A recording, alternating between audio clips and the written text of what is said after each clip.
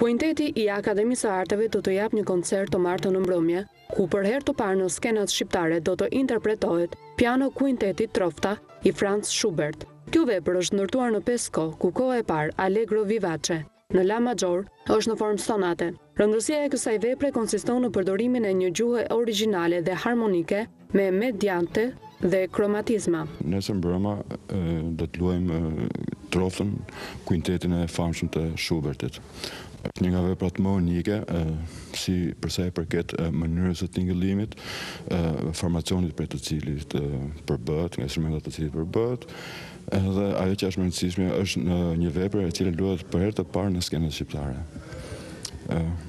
Me këtë iniciativë, sigurisht kjo bën pjesë në kuadrin e aktivitetit të pedagogëve të Akademisë së Arteve, edhe sigurisht për të sjellë një model interpretimi për gjithë studentët e Akademisë të Arteve, për pasuruar në njëjtën kohë edhe jetën artistike në Akademinë e Arteve, për të mbështetur në fund të fundit programin Qyteti i Arteve.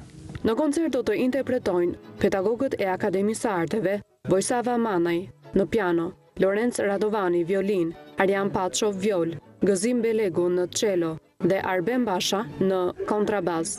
Schubert e shkroi këtë kuintet për piano, violin, viol, cel dhe kontrabas dhe emërtoi Trofta, duke iu referuar kohës së 4 variacioneve mbi temën Dier Forelle.